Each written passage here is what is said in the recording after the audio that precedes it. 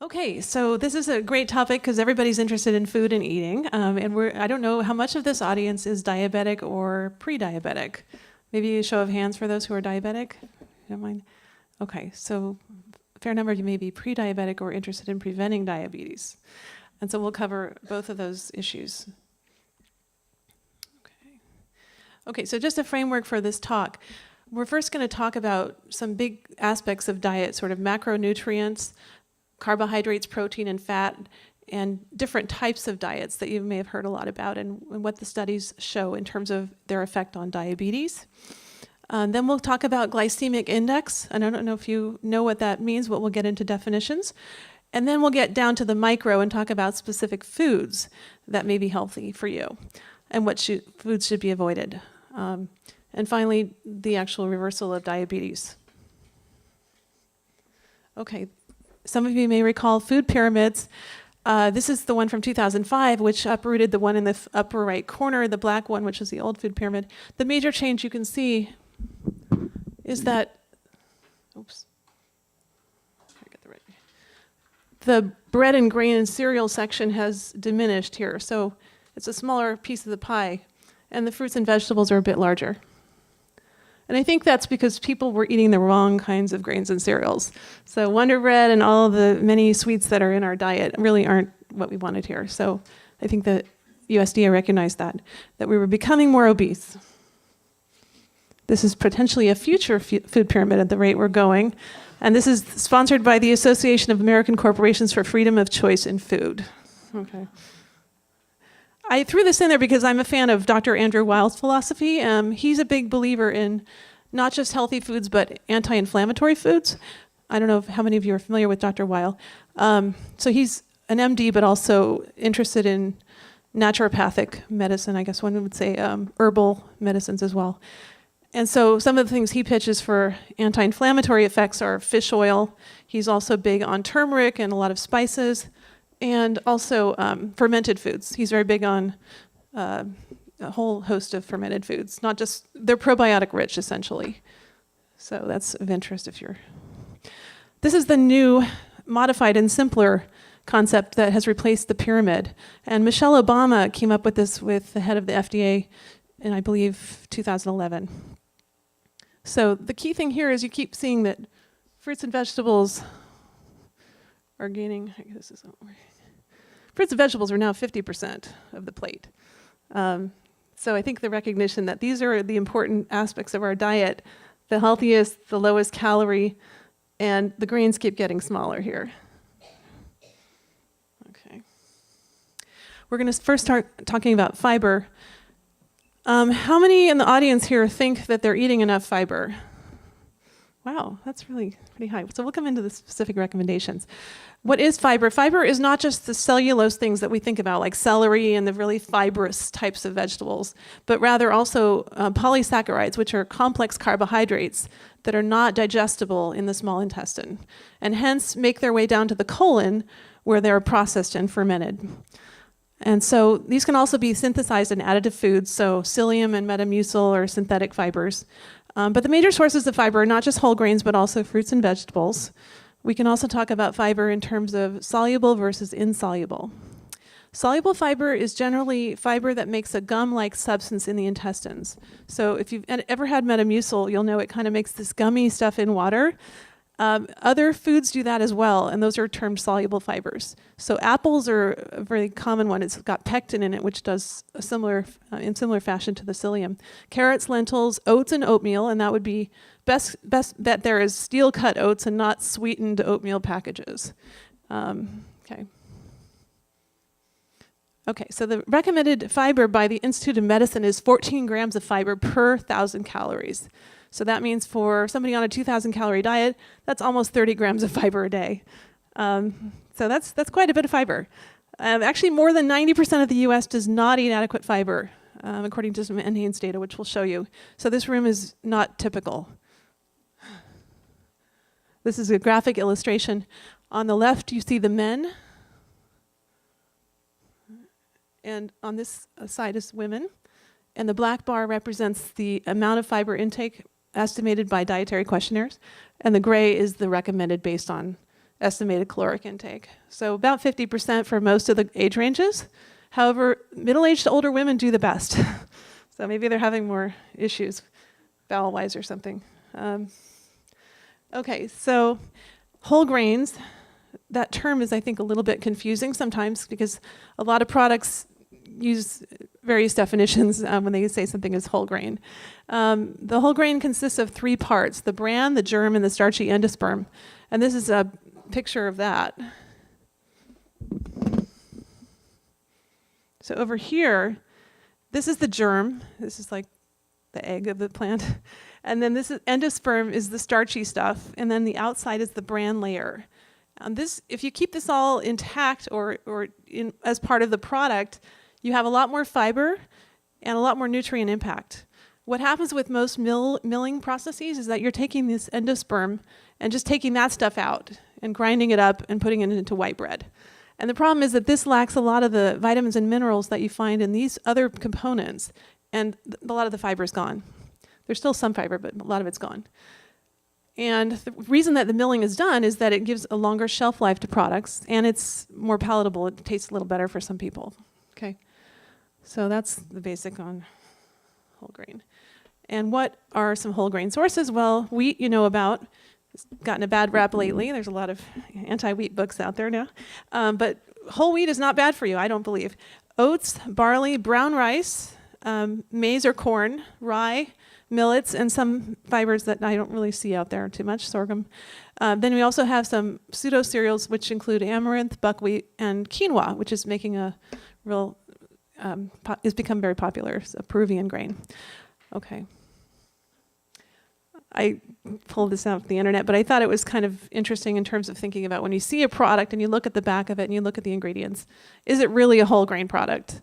And so the sort of yellow zone here, these are things that really are bona fide whole grains. So if you see whole wheat, whole whatever, or oats, these are all whole wheat, whole grain products. And then a lot of these other things are partially whole wheat. And then down here we have bran, enriched flour, wheat germ, and so forth. These are just partial ingredients of that. And then this is more of a relative scale for people if you're interested. I just thought it was interesting to kind of see that barley sort of surpasses all, and rye is also like the highest dietary fiber among the grains. And then wheat and oat are behind that. And rye is not really very popular here, but it's very popular in Scandinavia. This, again, compares fiber intake across various other types of foods, including fruits and vegetables. And what I would highlight here is that beans and legumes are really the best source of fiber, which I think most of us think of breads maybe, or cellulose like in celery. But this is really high amount of fiber grams per serving. So we should all be eating more beans. I can say that with confidence. Okay, so why am I pushing this so hard? Well, fiber protects against weight gain. So it makes you feel full, and so you're not going to eat as much. It promotes GI motility. And then interestingly, it blunts the absorption of glucose. And so many of you may know this, but when you eat something with a lot of fiber, your glucose is not going to spike as rapidly as it would carb for carb. Okay. It's going to promote healthy flora in your colon. We talked about how these fiber things are not digested in the small intestine, so they're going to make it down to the colon. And that is felt to be helpful in terms of the colonic flora and potentially has downstream impact on hepatic glucose metabolism. They reduce cholesterol, in particular soluble fiber, reduces LDL, so that's pretty exciting. They're rich sources of nutrients, and we mentioned minerals. So they help prevent diabetes, and maybe they might even decrease mortality. Okay, I'm not going to go into the busyness of the slide, but bottom line is that this was a trial where they looked at diabetics, and these were women, and they looked at cardiac mortality for various types of whole grain intake. And what they found was that by and large, the highest quintile of people in terms of their intake of fiber had about a 20 or 30% reduction in their cardiac mortality. So that's pretty striking, I think. And then they looked at total mortality as well, which paralleled that finding. And some of these were not statistically significant, but the trend was there, that those in the highest quintile as compared to the lowest quintile had decreasing rates of mortality. Another European study. They like to study fiber in Europe for some reason. So it's another European study. And this is adjusting for other factors. So the fact that, okay, we know that people that eat more fiber are not as obese. They adjusted for that. They adjusted for all the factors that they could think of that would be so-called confounders. And they came up with still a 17% reduction in mortality. So I think that's really interesting. Okay, then we'll come to the prevention side. Can fiber prevent diabetes? And the answer seems to be yes. Again, we're looking at quintiles of fiber intake, and this is not showing any benefit, but if you look here at the other components here, fiber, this is magnesium, they looked at magnesium too. Fiber, soluble fiber, and insoluble fiber. And here you see, some of these are not statistically significant, but again, the trend is there, and this is statistically significant here on the soluble fiber, about a 20% reduction in diabetes risk. And again, similar findings for this. Okay, another study out of Stockholm. More than 60 grams of whole grain intake versus less than 30 had a 22% lower risk of diabetes and prediabetes. And this study was unique because they looked at pre-diabetics as well. So, you know, they made adjustments, BMI among others, and once again. So these are very consistent findings that we see about 20% reduction in diabetes and prediabetes. So I would conclude that fiber is an important component of the diet. It likely delays or prevents diabetes based on these cohort studies. If you do get diabetes, you're less likely to die from cardiac or other diseases. It helps keep your weight down, it helps your glucose control, it helps your cholesterol. And also some of you may have heard that fiber can reduce the rate of colon cancer. And it's inexpensive in many cases. So we pretty much all need to be doubling our intake for if we are average US population, which we don't seem to be, but okay, we're gonna shift gears and talk about red meat. This is a study published last year, which showed that those who increased their red meat intake by more than a half serving a day over a 4-year period had a 30% higher rate of developing diabetes in the subsequent 4 years. So this was kind of an 8-year investigation of data. So they did diet questionnaires over a 4-year period of time and then followed them 4 years longer and said who got diabetes based on what they were doing over here. And then they looked conversely, they found that if you reduced your red meat intake by more than a half serving per day, you reduced your risk of diabetes by 14%. So that's pretty exciting too. And this is a graphic illustration. Over here, we'll see what the low red meat intake, those were people that were low red meat intake at baseline. And then these graphs show over the 4 years, what did they do with their diet? So in this black line, we see people that started out low, that became high red meat intake people, went from a risk of 1, which is sort of the null risk, to a 2 risk, meaning they doubled their risk for developing diabetes. And you may ask what was low and what was high. So how many of you in this room eat meat less than two servings a week? Raise your hand. Okay, so you're all in the low group. So less than 2 is defined as low red meat intake, and more than 7 was high, and 2 to 7 was medium. Okay. So less red meat. French study, and this showed, interestingly, that they found that for processed meat, there was a significant increase in risk of diabetes, but not for unprocessed meat. Okay, good question. So processed meat is luncheon meat or meat that's added products like salt and sulfites and other compounds to make that meat last, and you know, the bologna, the hot dogs, the bacon, anything that's been processed and isn't straight off the cattle. I mean, you know, anything that has processed. So, well, actually, let me just say one more thing. Why do people think that red meat might be harmful in terms of diabetes risk? Well, exactly. So the absence of fiber may be one thing, right? You're eating red meat instead of eating the healthy things. So it might just be that.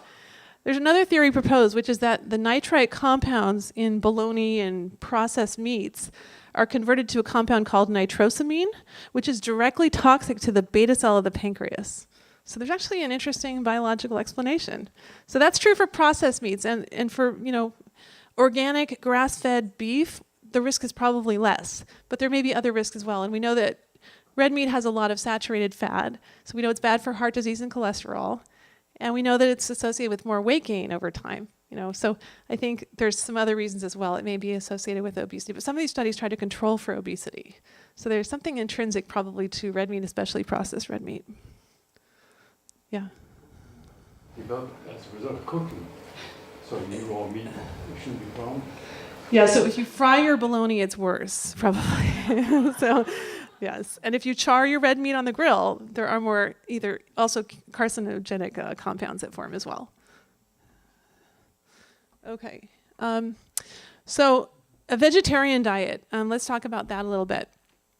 Why might this be a good diet? Well, we've talked about how fiber is so great, and most vegetarian diets are high in fiber. And so we know it's going to blunt the post-meal rise in your glucose. It's going to help with your diabetes management.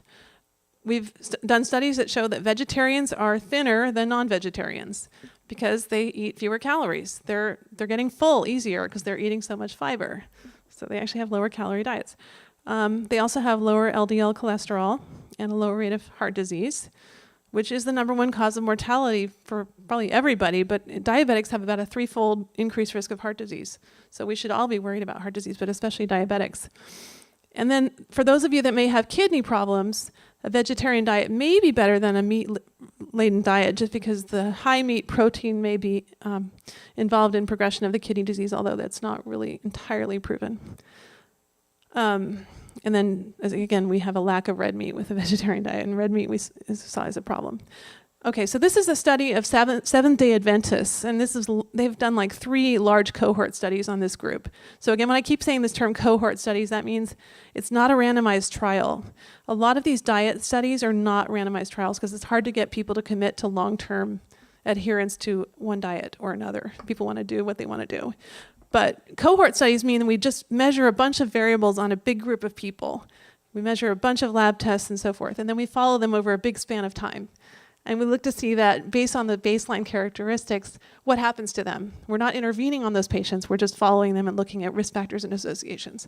And when they do these cohort trials, they try to control for other things. But sometimes there's unmeasured, what we call confounders. So cohort studies in the world of medicine are not favored. We prefer randomized control trials, but this is as good as we get for a lot of diet studies. So in the Seventh-day Adventist group, they pitch exercise 3 days a week, a diet high in beans. They propose that people eat a vegetarian diet, but not all Seventh-day Adventists adhere to a vegetarian diet. So they're a pretty healthy group on the whole. But then we can look at their BMIs and their rate of diabetes and hypertension based on their vegetarian status. So vegan means they don't eat anything that's not vegetarian. So they don't drink milk, they don't eat fish, they don't eat eggs, okay? So their BMI is the lowest, 23, versus the non-vegetarian, which was 28. Diabetes risk, we set this to 1, so we compare it to the level of 1. So this is really shocking. This is 0.22. So this means about an 80% reduction in the rate of diabetes with a vegan versus non-vegetarian. Now again, cohort trial, maybe there's a lot of unmeasured variables. Hypertension, set this to 1, 0.25. So that means a 75% reduction in the rate of hypertension. And then again, you see sort of a progressive decline in the BMI depending on semi-vegetarian, pesca-vegetarian, lacto-ovo-vegetarian. Yes, body mass index, which is computed based on your body weight relative to your height. Okay, then again, Seventh-day Adventist data, 12% lower risk of mortality. So we already said they're thinner, they have less diabetes, and they have less hypertension. Now we've seen that they don't die as often, which kind of follows. But interesting here, you see 12%, 15%. The pesca vegetarians had the lowest mortality. So that makes me wonder, well, maybe fish isn't so bad to add to the vegan diet, because fish oil may be good, the omega-3s are good. And similar trends across cardiovascular mortality. A little bit more beneficial in men than women for some reason. Okay, here is actually one diet trial. So this is a randomized control trial. Again, not too many of these, and probably one of the only I was able to find for vegetarian diet. And they compared the vegan diet to the ADA, or American Diabetes Association diet. It was a 1.5-year study, and the A1C was compared in the vegan group versus the ADA diet group. And their A1C was slightly lower. So that's pretty good. The fasting glucose fell by more in the vegan group, 14 versus 7. Total cholesterol fell more. LDL fell more. Weight loss was not statistically significant. So basically, both groups lost approximately 8 or so pounds, and there was no difference. Okay, so let's summarize on vegetarianism. It's associated with lower total and cardiovascular mortality based on the cohort studies. It seems to prevent obesity, hypertension, and diabetes, again, based on cohort. And it reduced the weight in the one randomized trial of type 2 diabetics, even though this was a diet of 70% carbohydrate. So I bring that up because low-carb diets are in fashion right now. And I think it's important to note that you can still eat vegan and eat a high-carb diet as long as you're picking the right carbs. It's just that so many people pick the wrong carbs that they need to be on a low-carb diet to lose weight. Does that make sense? And then you had a lower glucose, lower cholesterol in the ADA diet. Okay, this is another great study that was published last year. Some of you may have heard about this Mediterranean diet study. It was a very large, and it was a randomized control trial in Spain. Almost 8,000 patients all over Spain were recruited. These were not all diabetics. They either had to have diabetes or 3 cardiac risks. And they randomized people to 3 arms. You could either be in the Mediterranean diet plus olive oil added, the Mediterranean diet plus nuts added, or a control group. Okay. These are the details. I don't know how well you can see these, but for the Mediterranean diet, this is the upper half. They were supposed to eat more than 4 tablespoons a day of olive oil, more than 3 servings a week of tree nuts or peanuts, fresh fruits more than 3 a day, vegetables more than 2 a day, fish more than 3 a week, so quite a bit of fish. Legumes, again, this is really big. Greater than 3 a week of legumes, which are beans or lentils and that sort of thing. Sofrito, which is a garlic and tomato-based sauce, more than 2 servings a week. White meat instead of red meat. Wine with meals, this was a Spanish study. They had to have more than 7 glasses a week. Actually, no, it says optionally, only for habitual drinkers. Discourage soda drinks, discourage commercial bakery goods, sweets and pastries, discourage spread fats and red and processed meats. And then the low-fat diet was a control diet. So they were supposed to be on a low-fat diet, but they could eat the bread and the potatoes and the pasta and rice. And they discouraged vegetable oils, commercial bakery goods, and so forth. They discouraged them from eating, the control group, from eating nuts and from eating fatty fish. So they said, we want to take away your fish and take away your nuts because we want to see if there is a difference. Okay, this is pretty impressive for a diet study, really. This is showing the control diet is the black line, and this is a 5-year study roughly. So this is years on this axis. And up here we see the total composite endpoint, which included cardiac death, heart attack, stroke, just everything sort of combined into one. Control diets here, Mediterranean diet, whether it was the nuts group or the olive oil group, there was a 30% reduction in mortality. It was really impressive. And the stroke reduction was 40%.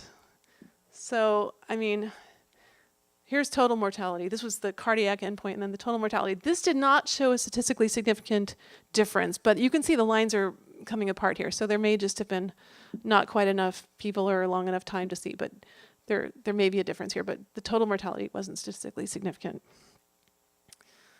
Okay, so now we'll move on to low carbohydrate diets. This trial I threw in here because it was one of the larger diet trials in the last few years.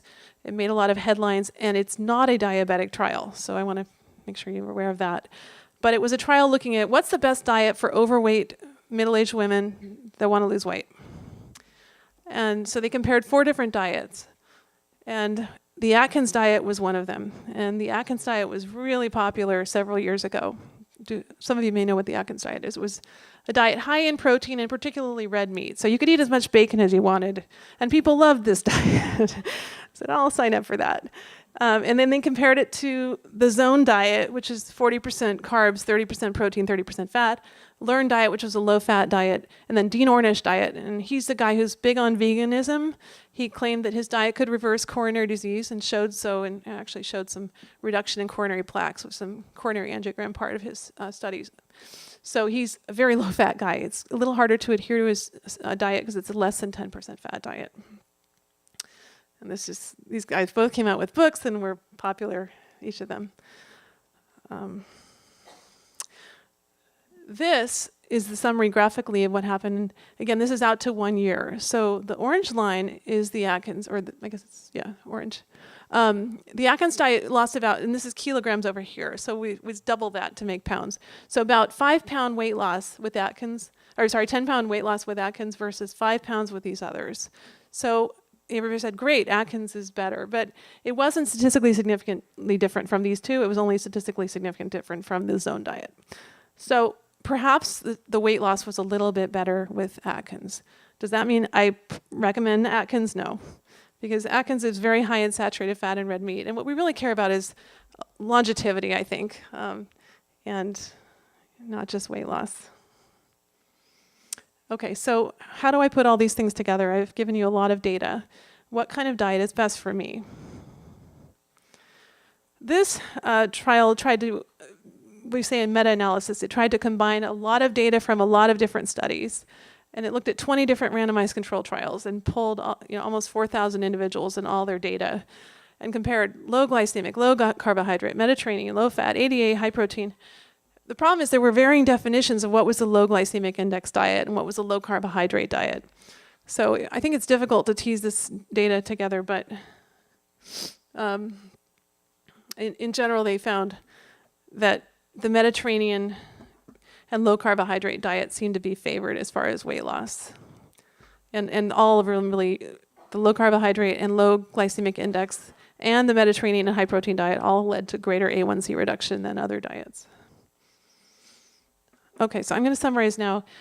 Vegetarian diets, we said, are rich in plant nutrients. They help with weight loss. They're high in fiber, and they're associated with low mortality and better glucose control. So I think for anybody who's interested in that, I think it's a wonderful diet. The Mediterranean diet is another great diet. Lower A1C weight loss and lower rate of cardiovascular mortality and stroke was seen, and that was for that randomized trial, whereas the vegetarian data is largely from, as I said, cohort studies. And then the low carbohydrate diet is also associated with lower weight loss and lower A1C than control diets. And that the Atkins diet, as I said, did show a little bit more weight loss compared to zone, but it's probably not a heart-healthy diet. But I think we can jump from that and say that for some people, higher protein and lower carb may be good for weight loss. And leading into that, this is looking at adherence. So they pulled data from that A to Z trial, which is the Atkins study, and they collected blood samples and then measured fasting insulin. Now, I already told you these were not diabetics. These were women that were overweight and maybe heading that way, but they weren't. And then they tried to define who was insulin sensitive versus who was insulin resistant. So insulin sensitive were people that had low insulin levels, fasting insulin below 7. And those who were insulin resistant were fasting insulin greater than almost 11. And naturally, the people that were insulin resistant were on the large more obese than the people who were insulin sensitive. And I'm going to summarize this. Let's see if there's anything I want to say here. Oh, I do want to point out on this slide that the fasting insulin level, so if you look across here, there really isn't much change in the fasting insulin level, except in this one column, which is the low carbohydrate diet for the insulin resistant folks. So if you have a high fasting insulin and you're on a low carb diet, you're going to lower your insulin level, whereas the other groups didn't really see a change. And then this, I think, is striking. So this is to look at how much weight loss, if you tease out that data for those that are insulin resistant versus insulin sensitive, how do they do on the different diets? On the low fat diet, the insulin sensitive folks lost about 4.3 kilos on average, and on the low carb, 4.9. So that's not statistically significant, those differences. However, if you look at the insulin resistant folks, low fat diet, they only lost 2.2 kilos. And on the low carb diet, they lost 6.2 kilos. So to me, what it means is that there's heterogeneity among folks, and that people that have insulin resistance probably do better on the whole with a low carb diet, probably due to adherence factors. That's what I would conclude. Okay, now we're going to get a little more micro and talk about healthy foods within the macronutrient classes. So that would be carbohydrates, protein, and fat. What are good fats? Nuts are very good. They're high in calorie, but they're very healthy. Walnuts and almonds are especially high in omega-3. Olive oil, we've said this olive oil study was tremendous in terms of lowering mortality.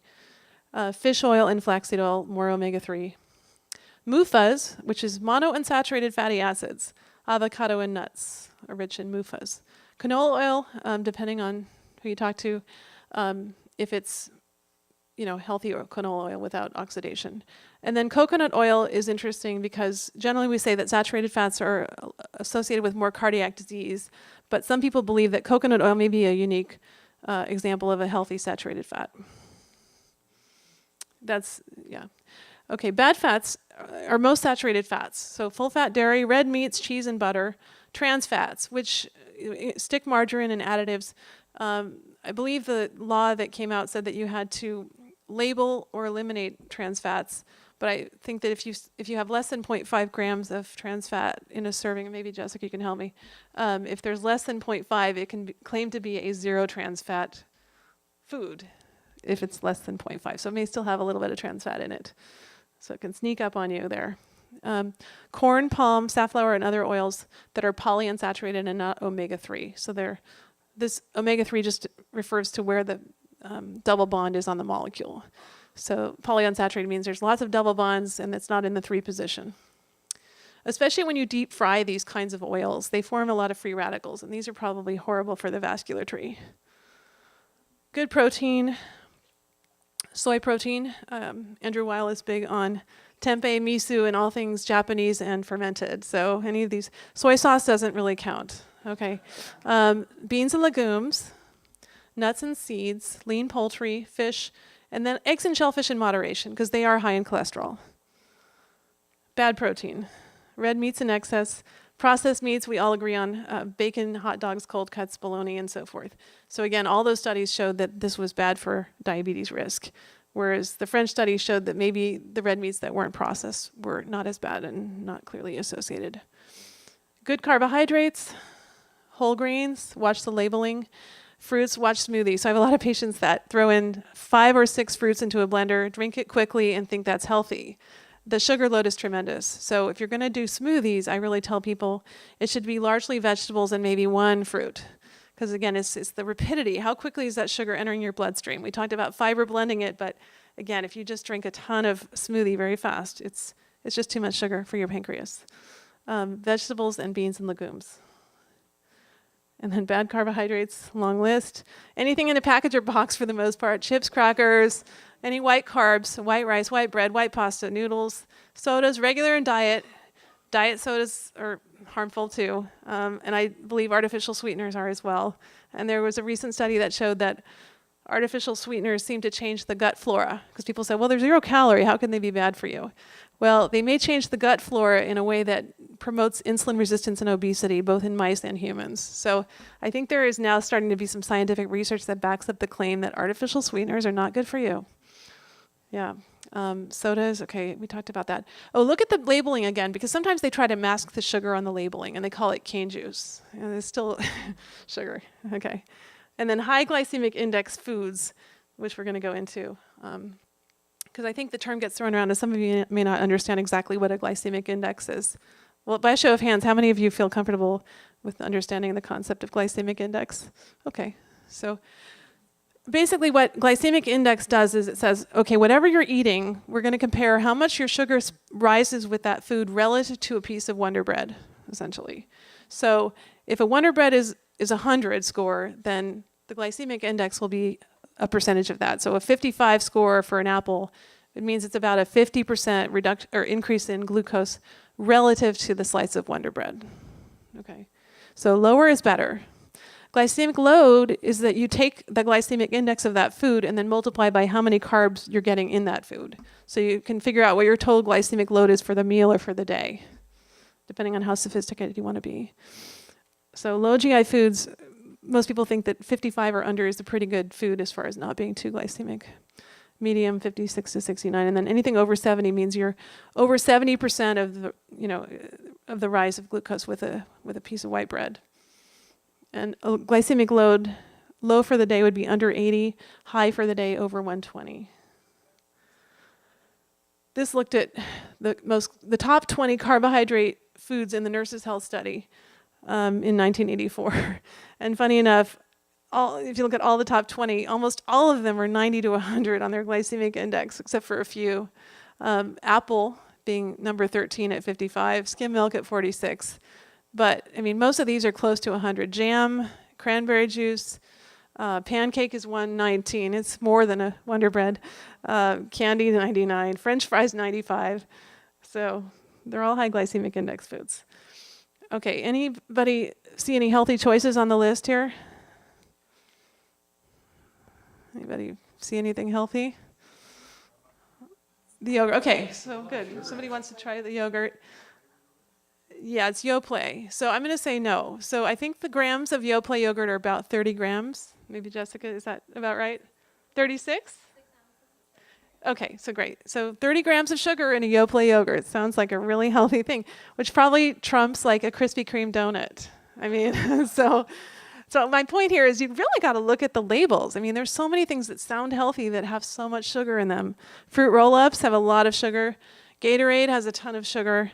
Crystal Light, again, I don't like artificial sweeteners. Raisin Bran cereal. Coffee creamer has got corn syrup solids and trans fatty acids. It used to at least have trans fatty acids. Snack bars, most snack bars are full of sugar. There's a few exceptions, but most snack bars are not good for you. And then Diet Coke, I don't like the artificial sweetener. Have I said that enough? Okay, so which cereal has the highest sugar content among this group of four, and calories as well?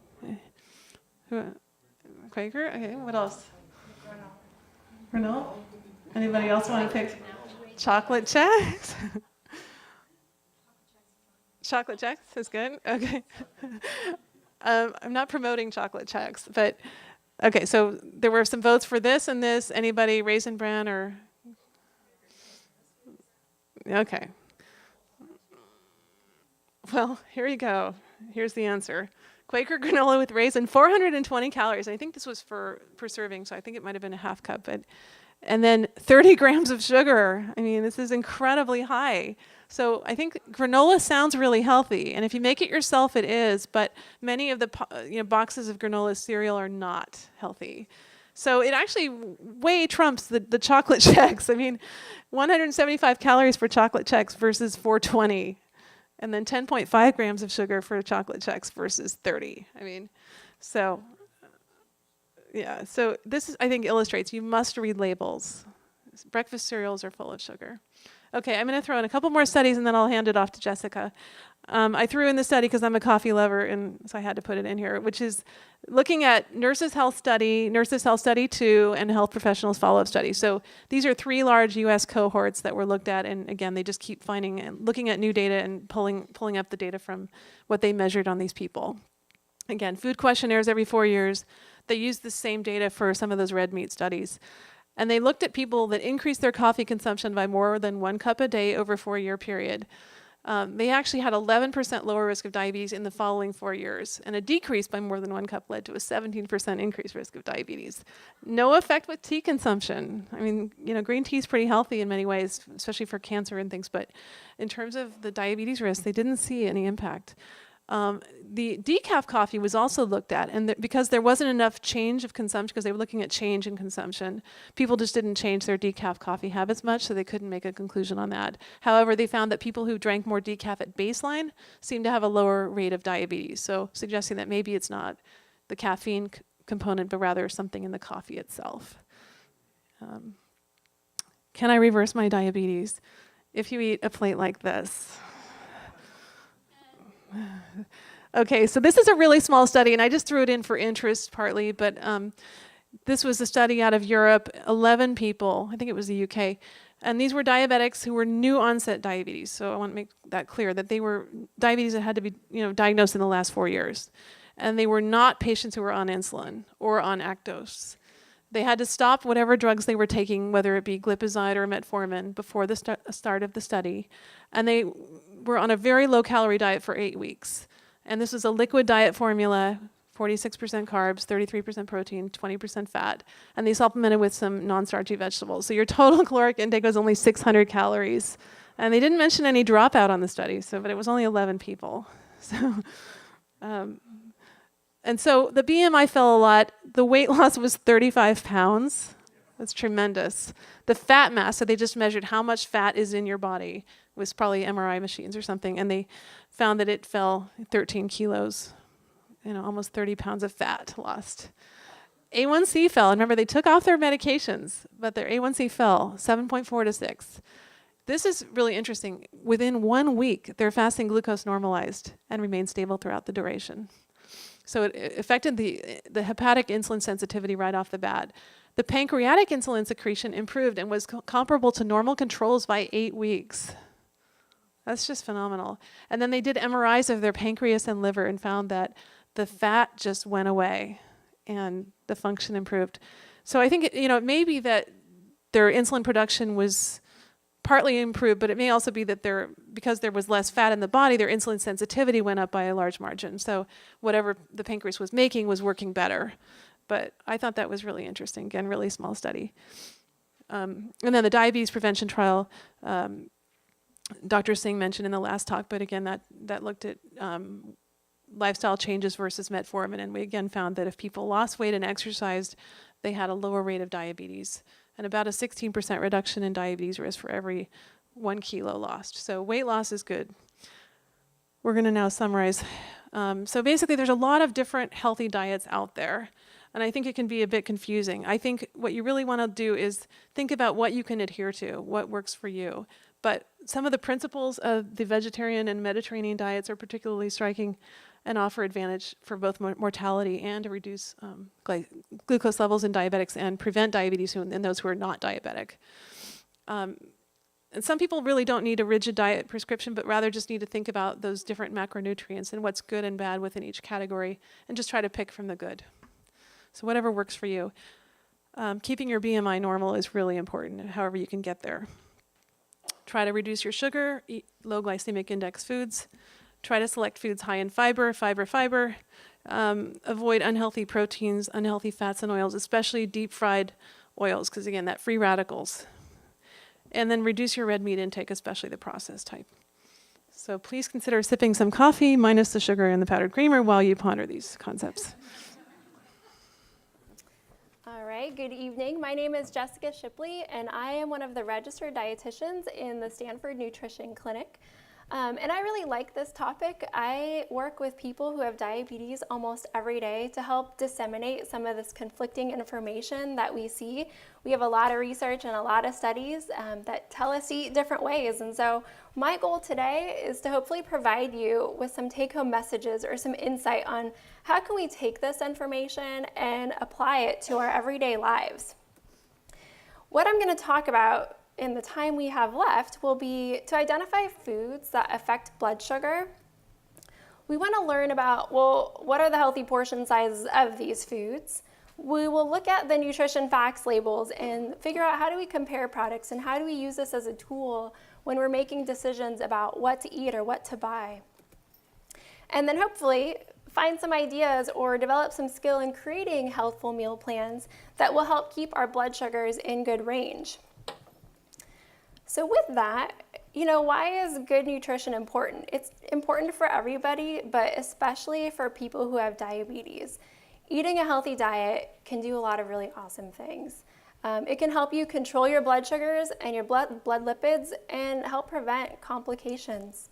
It can help you maintain weight. A lot of times, we see people who are gaining weight and that makes your fasting blood sugars go up. A little bit of weight loss helps you control our blood sugar.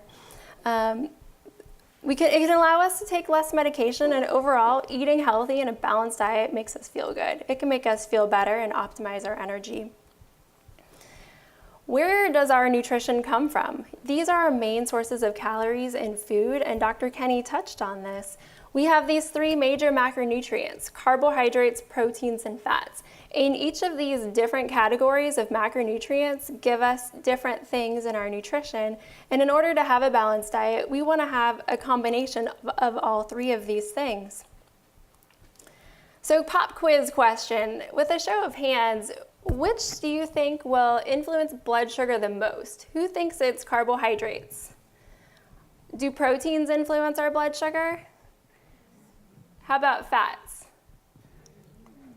Great, so it sounds like a lot of us say carbohydrates are the ones that will influence our blood sugar the most. That is right. But the other foods have really important functions too. Protein does a lot of things, such as it's a building block for the body. We often think of it as, the muscle building, which it does. It helps to build muscles. It helps to keep our organs healthy. It builds our hair, our skin, nails. We know some of the food sources that Dr. Kenny mentioned. Ideally, we want to choose some lean protein sources such as chicken or nuts, beans, low-fat or non-fat dairy, soy. Fat. Fat is very calorically dense, but it's also very good for our body. It cushions our organs. It's a source of essential fatty acids. It is used as a source of energy. And our food sources are out there. We have meats, dairy products, processed foods, the oils, the nuts, avocados, and then carbohydrates. That's the one of concern today, right? What are the function of carbohydrates? Carbohydrates are our body's preferred energy fuel source, and our brain needs carbohydrates to function. It's the main food, as we know, that affects our blood sugar. Carbohydrates provide vitamins, minerals, and the big topic this evening was fiber.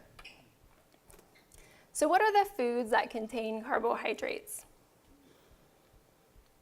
We have breads, whether it's white bread or whole wheat bread, cereals, those have carbohydrates.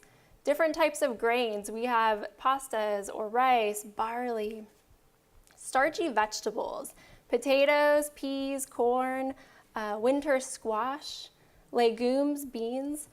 This is often a surprising one. Milk or dairy products, those are carbohydrate sources. There's a naturally occurring sugar called lactose, which makes dairy products a carbohydrate source. We have juices, fruit juices, even if there's sugar added to it or if it says 100% juice, it's still a carbohydrate, as are fruits. And finally, we have all this, the sugary stuff, the sodas, the candies, the cakes. So as we see, it's encompassing. There's a lot of foods out there that have carbohydrates. And with this in mind, I hear a lot of people saying, well, what can I eat? Should I avoid carbohydrates? What do you think the answer is? Yes, no? No, you got it. There's no need to avoid carbohydrates because of diabetes. Rather, we want to be able to identify which foods have carbohydrates and then control the amount we eat. And we've learned what are those good carbohydrates and what are those ones that we might want to limit or not eat too much of. So portion control. If you know how much carbohydrate you've eaten, you have a good idea what your blood sugar is going to do. If you eat a lot, it's probably going to go up a lot. If you eat a good amount or even a little, it's probably going to go up a little. So monitoring your intake. There's a lot of different methods that we can do this. So there's methods such as carbohydrate counting. We heard about the glycemic index. We could do experience-based estimation. There are a lot of tools to help us accomplish this. We can see here that there's a lot of resources out there. We can use measuring cups. We have the nutrition facts label. We have scales or liquid measuring cups. If everybody has a hand, hold it out. Hold your fist size out. So that fist that you have is sort of, like your body's personal serving size for some kind of starch.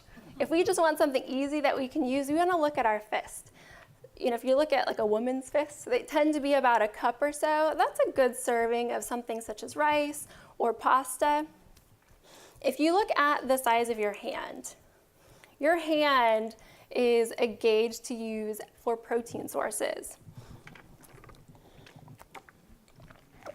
So if we're doing something, like a piece of chicken or a piece of fish, this might be the size we want to keep it to, about the size of your palm, which is roughly about 3 to 5 ounces, or if you're somebody with big hands, we want to think about the size of a deck of cards or the size of an old iPhone, maybe not the iPhone 4 Plus, but the old ones. So as you see, we have a lot of tools for portion control. Well, with that in mind, how do we use these tools? And still, how much do I eat? What's a reasonable amount to eat?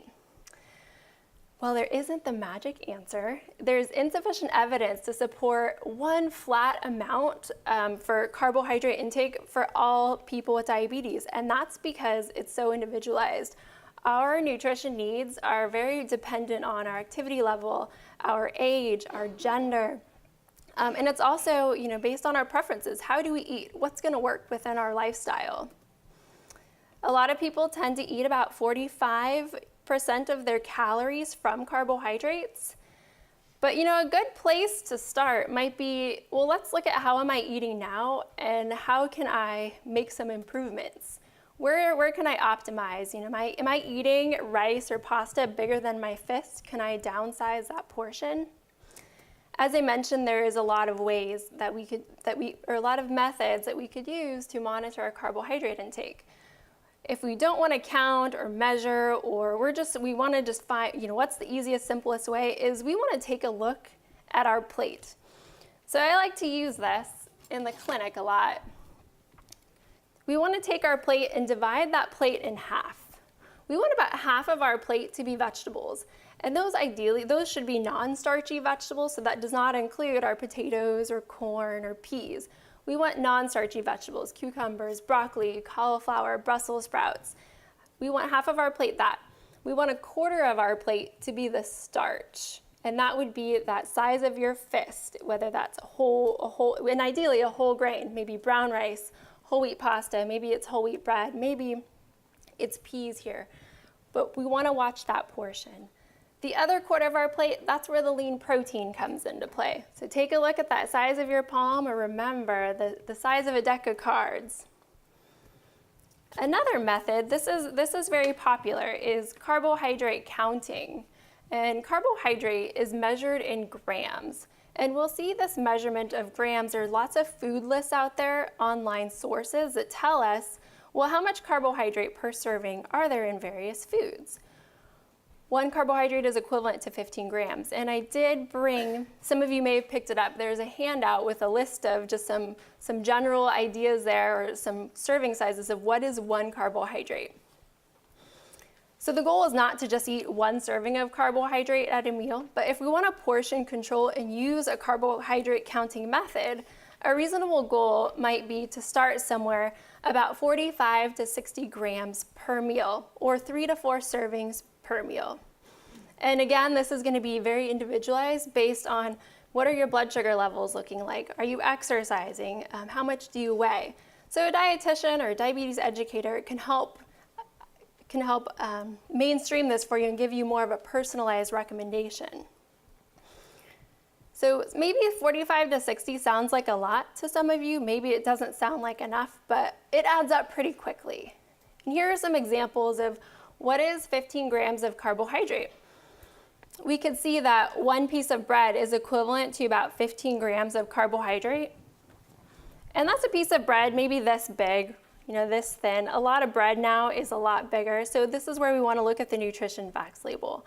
Some surprising foods for a lot of people are going to be something like rice or pasta. A serving of rice is about 1/3 cup, which is 15 grams. If we see this, we're like, that is nothing on a plate. But if this is going to be our carbohydrate serving, if we're going to do rice, stir fry, or put in a soup, and if we eat more than this, then we want to count that. So 3 servings of rice is about 45 grams. If our budget is 45 grams of carbohydrate at a meal, this is it.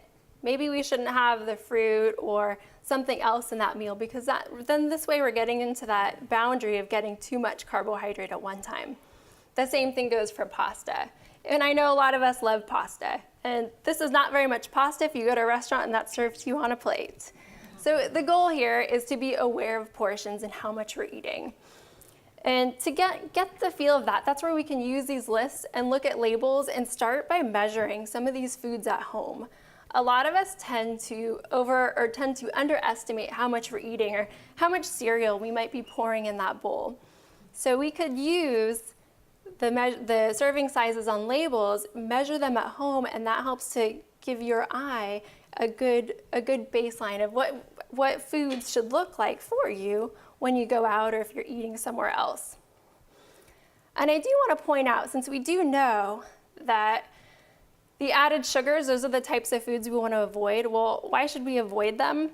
for the purpose of the amount of carbohydrate it has in them, they can add up very quickly. 1 tablespoon of syrup or jam or jelly, honey, has about 15 grams of carbohydrate in it, and a lot of times in baked goods or soda drinks, there's a lot more of that added in, so it's gonna be very quick.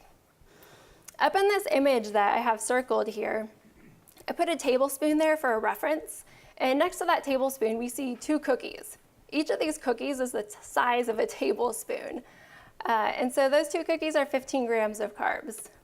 Well, what do these cookies do? Well, these cookies are low in fiber, low in vitamins and minerals. They tend to be pretty high in calories and really easy to overeat because a lot of us can't stop eating at one little cookie that's the size of a tablespoon. Label reading. This is another tool that we can use, and all products that we find come with a nutrition facts label, or if it doesn't, we can find them on lists online. You can ask Siri also, how many calories are in an apple? And that'll pop up on our phone. So this information is widely available to us. But before we know this information is here, but how do we use it and what do we look at? When we look at a nutrition facts label, the first thing we want to look at is going to be the serving size. In this label here, we see a serving size is 1 cup. So that means for every 1 cup of this product that you eat or consume, and that's when we measure it out and actually look at what does this look like, that means all that information below is what we will get if we eat just 1 cup. We see in this next thing here, the next part, how many servings per container are there? Well, this container of this label has 2 servings. So if we eat the whole container, that means we need to double all of the information below. All of these other things, we see calories and fat, saturated fat, very important as well. For the focus of carbohydrate, that's what I'm going to focus on now, is looking at the total carbohydrate. That's what we're interested in because that's what's going to affect our blood sugar. A lot of people that I see tend to hone in on that sugar number. That sugar number is a combination of added sugar plus naturally occurring sugar. Fruit has naturally occurring sugar, and so does milk.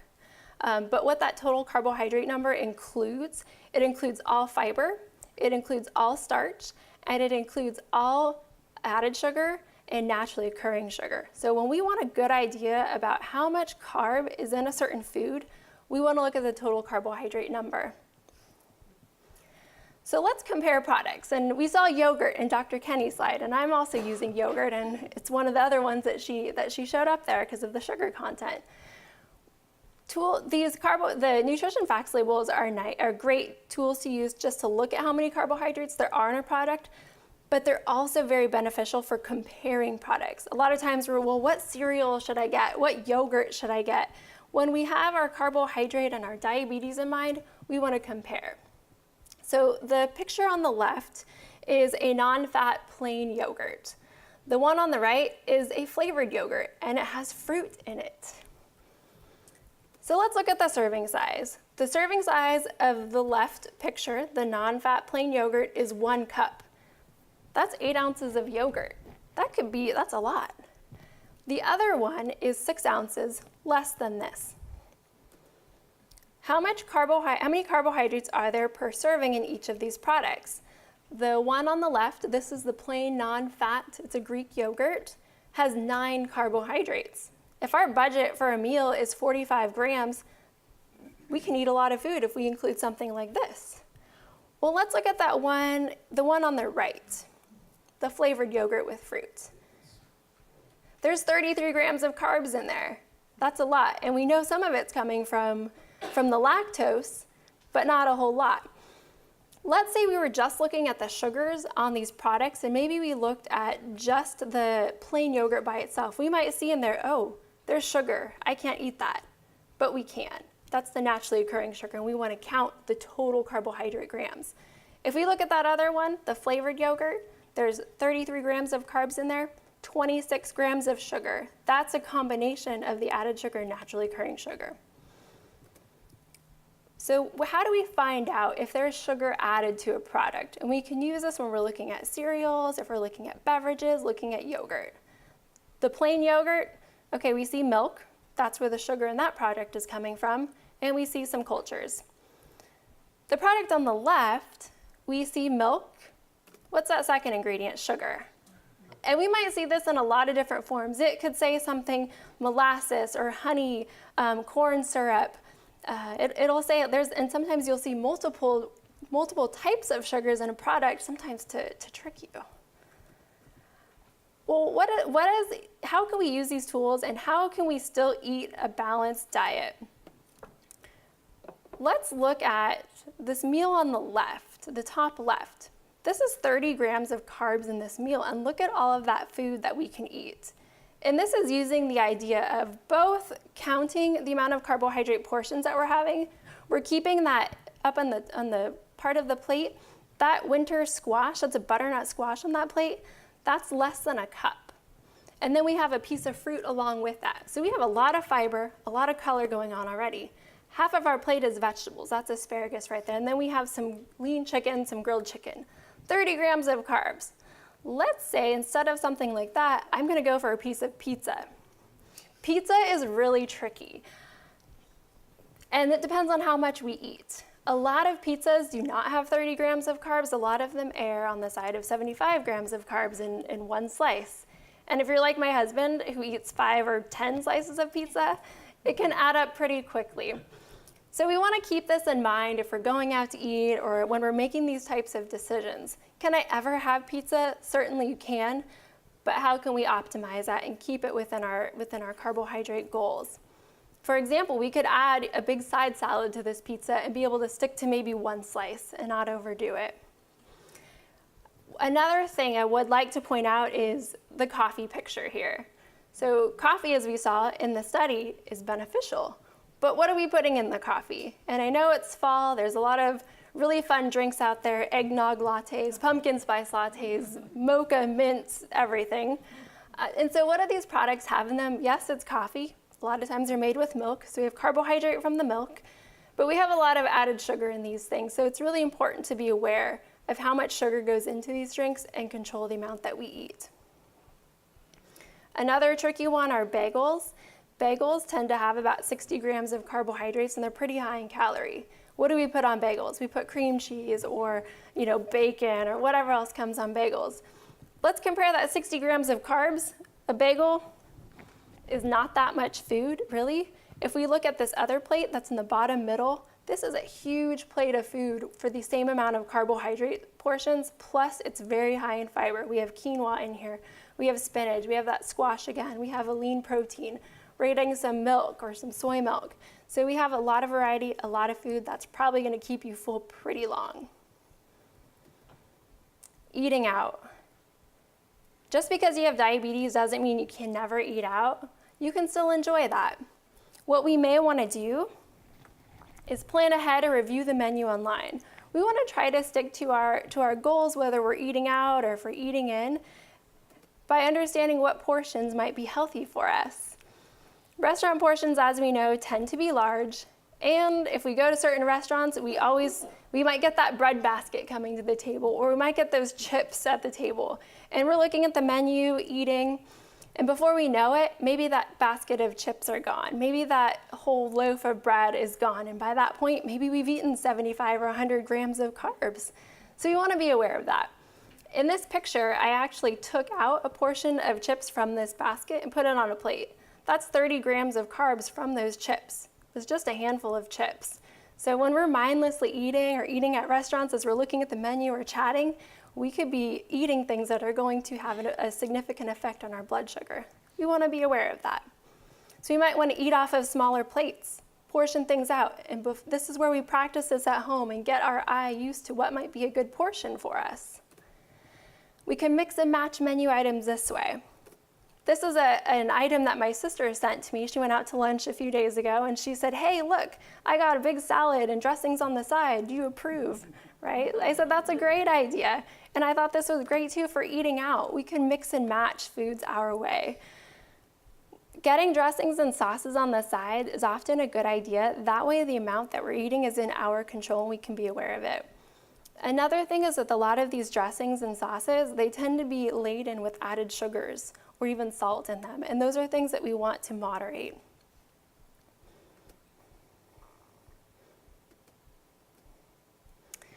When to eat also plays a very important role. Eating at regular times can help control our blood sugars and helps prevent hypoglycemia, especially for individuals who are using insulin. Eating regular meals helps you feel satisfied and helps reduces chances of overeating later. Have you ever gone, a period of time when you had to skip a meal and you're really hungry? What happens? Well, usually something like pizza ends up looking really good, or that bag of chips sitting on the counter looks pretty awesome. So when we start to skip meals, we get into the place where our blood sugar gets really low, but then we also get into these habits where we feel really hungry and we crave those foods that help raise our blood sugar so we're feeling good again. So we might want to aim to eat something about every 4 or 5 hours. And what we eat, we've learned a lot about this tonight, things such as protein and fat and fiber. Those 3 pieces each help blunt the effect of carbohydrate on our blood sugar levels. Protein and fat tend to digest much more slowly than carbohydrate. When we pair those things together, it helps to keep us full longer. Fiber, as we know, we want to choose the whole grains, fruits, and vegetables. We want to choose the low-fat protein sources and the healthy fats. And there's also no one perfect food. The goal is to include a variety of foods and watch our portion size.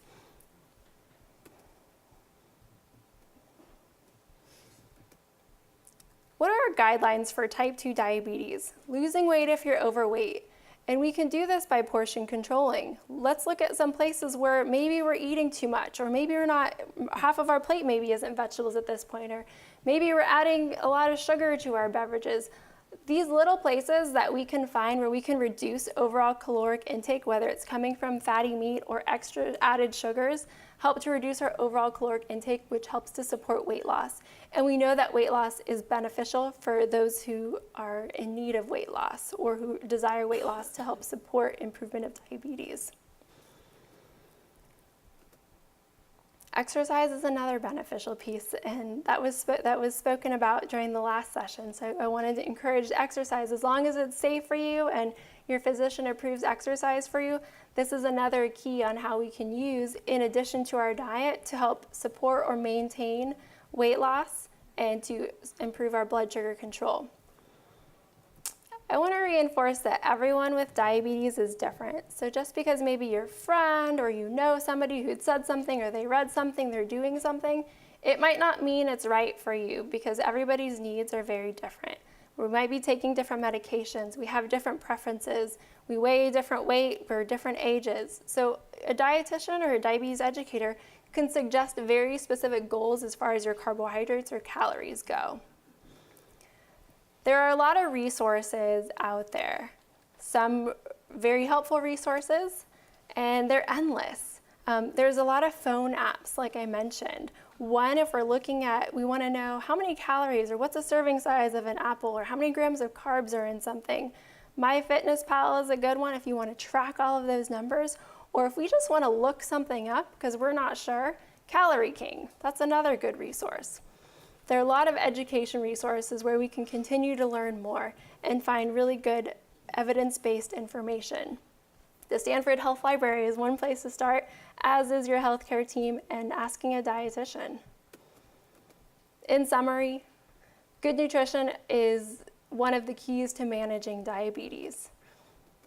Our guidelines focus on controlling carbohydrate. It's not about elimination, it's more about the regulation and which carbohydrates are we choosing to eat more of. And everybody's journey is very different. We all come from a different beginning. Maybe some of us are already carbohydrate counting. Maybe some of us, this is all new to us. So the goal isn't to do all of these things or try everything at once, but pick one thing. Pick one thing that we could really focus in on and learn. And make it a measurable goal. Maybe I'm going to add 1 teaspoon of sugar to my coffee instead of 2. Maybe I'm going to not go get the mocha flavored latte every day. So these little changes add up to big things. So remember, it's one step at a time. Thank you.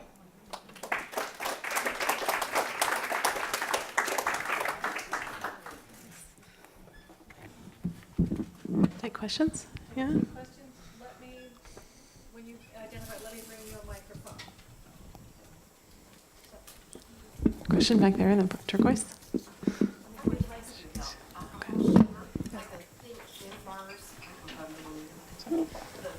bars, they say they're better because they just. Okay, Oh, sorry. about Could you repeat that? alcohol sugar?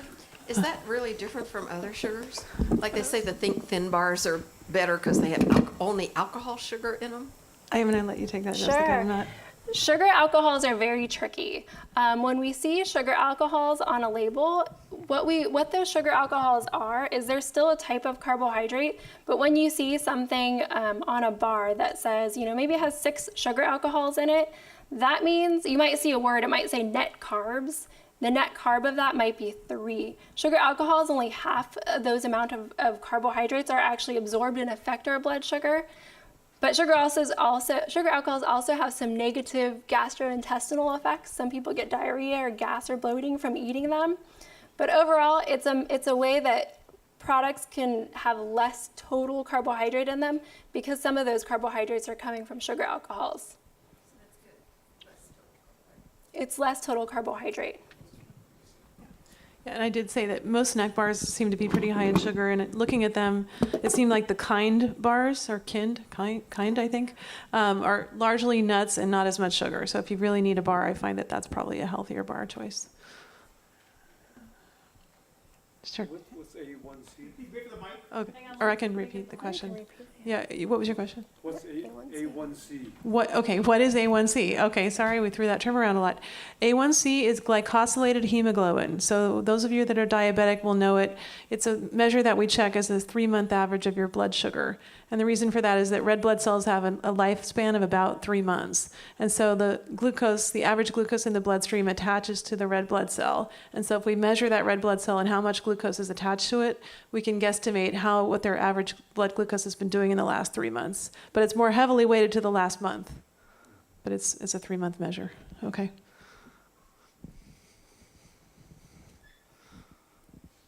I saw on some of those labels that they had a fiber listing for carbohydrates. You get to subtract that from the total carbs to get to a net carb, and is net carb meaningful?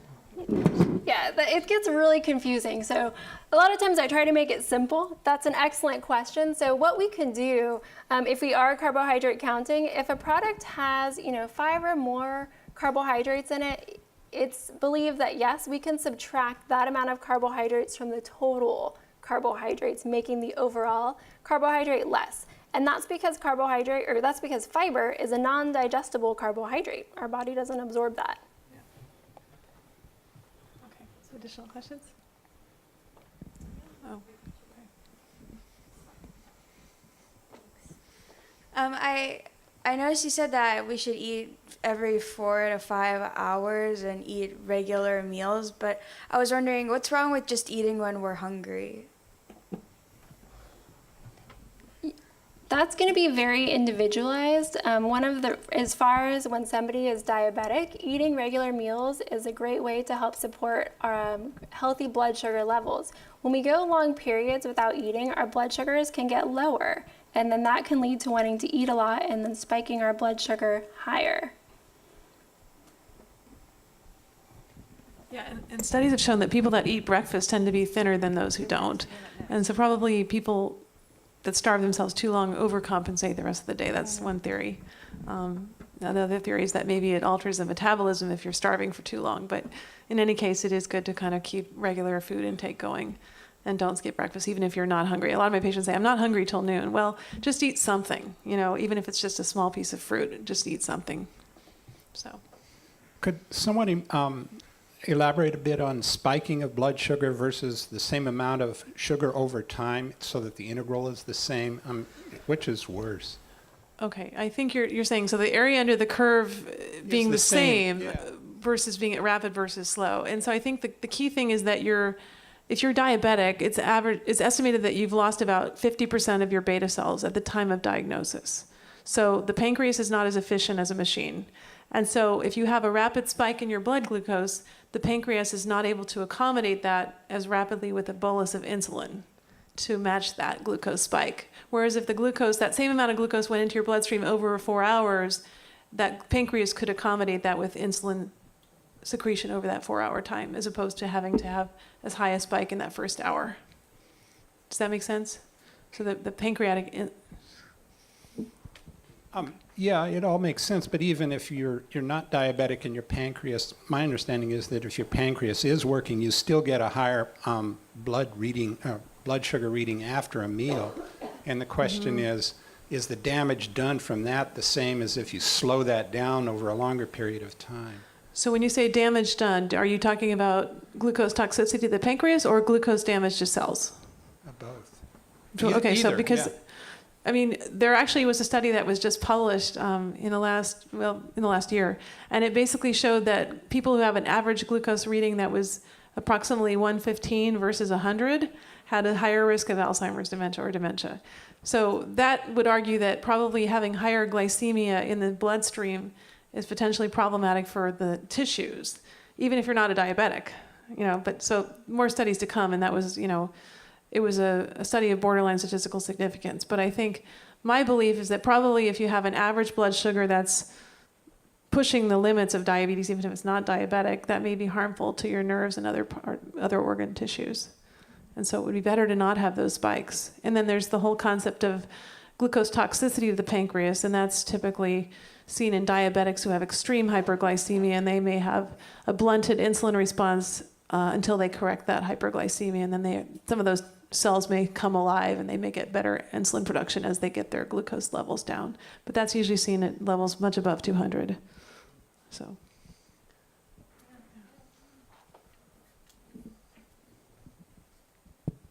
What is the difference between the A1C and the blood glucose monitor? Do I have to have both or just one? Great question. So the A1C, as I mentioned, is looking at the glucose attached to the red blood cell. So it's giving you that weighted average over a 3-month period of time. So that's probably a better way to gauge what's going on with a type 2 diabetic than one random blood sample. The reason we have people do home glucose monitoring is because it gives them feedback on foods that they're eating and how much glucose rise they can see with those foods. So and then those patients who are on insulin have risk of hypoglycemia. And so we like especially patients who are on insulin, to be checking their glucose regularly to check for those things. If you're a type 2 diabetic and you're only on oral medication, then you really don't need to be checking your glucose that often. I mean, as I said, it's helpful as a feedback mechanism to sort of learn what foods are higher glycemic. But as far as management, the doctor's going to rely most on your A1C. Does that make sense? Okay.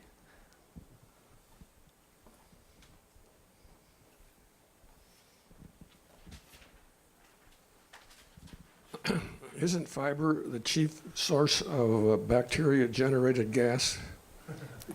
Yes.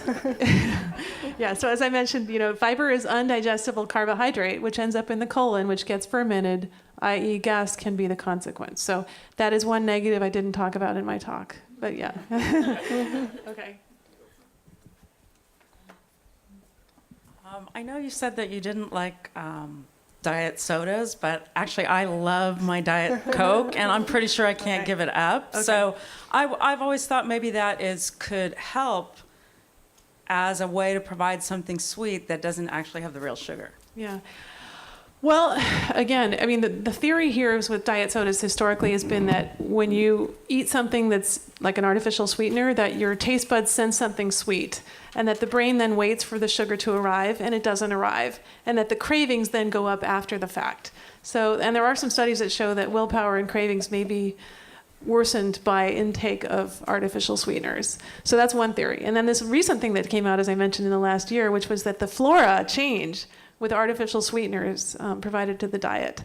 And so perhaps the flora is not as healthy a flora, and that flora then promotes weight gain and insulin resistance. So I think there's more to come on the so-called microbiome. That's the term for the colonic flora.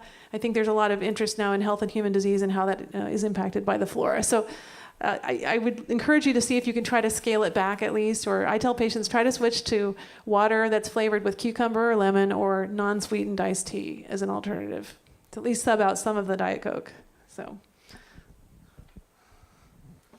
I have a hard time reconciling the studies of the vegan and vegetarian diet with the low carb goals, because a vegan diet is getting most of its protein from carbohydrates and must be a pretty high carbohydrate diet.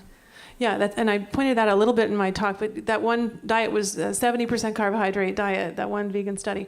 So I think the problem is that for a lot of people, they don't choose the right carbohydrates. I don't think carbohydrates are evil. I think you can lose weight with a high carb diet. It's just that for most people, they need to be on a low carb diet to avoid eating the chips and the crackers and the breads and the things that are unhealthy. If they were able to eat all tofu, beans, and fruits and vegetables, and live like the Seventh-day Adventists, I think they would do just fine, and they'd lose weight. Remember, they had the lowest BMI. So it's just that people have a hard time. Some people need things to be very simplified, and it's all out, no carbs, so because they can't choose the right carbs. So I think it's not about having to be low carb, although the adherence rate in that one study, if you were insulin resistant, you had a higher adherence to a lower carb diet. So. Hi.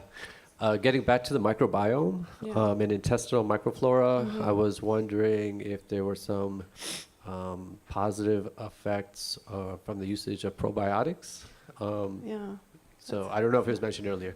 So if you could touch base on that, that'd be great. That's a great question. I encourage a lot of my patients to take probiotics, certainly for irritable bowel syndrome. I think they're very healthy. There's some studies that show better immune function in kids having fewer illnesses and things. So I do think probiotics are healthy. Now, whether they promote weight loss, I don't know if there's strong enough data on that yet, but that's an interesting area for study.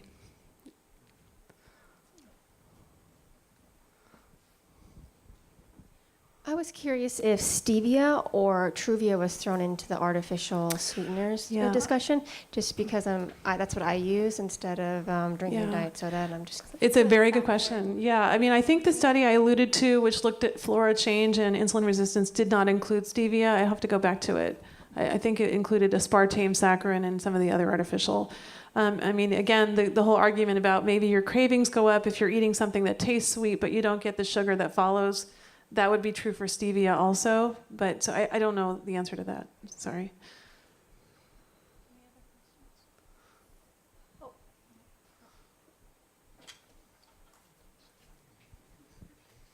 Yes. I, for one, would like to review what you have presented here. Is there a website where I can look at these slides? Or? Well, Nora, we have notes that have been taken copiously on the presentation, and they'll be available, and then... Okay. So you'll be able to watch it in a couple of weeks. Okay, good enough. Okay. I had a question about the starvation study, the prevention study. Yes. I mean, 600 calories. Yeah, I'm not necessarily promoting that. I just thought it was interesting. I was just curious if there was a follow-up when these people went back to a semi-normal eating. Did their glycemic index go back up? I haven't seen it. Yeah, and this was only published in the last 6 months, this trial. It was in the last year, certainly. It was a recent trial. And it was only 11 people. But so it would be interesting to know what happens, after you go back to a regular diet. You probably gain back a good portion of that weight and, but yeah, I mean, I think more studies need to be done. I think that the adherence rate, certainly for a 600-calorie diet, is just going to be horrible. But I think what it means is that I think the extrapolation here is that for those of you that are heavy or overweight, losing weight is going to promote, it's going to improve your glycemia, and it may promote better insulin release from your pancreas. So that's, I think, a good take home. Thank you. Thank you all very much for coming tonight. And thank you, Dr. Thank you.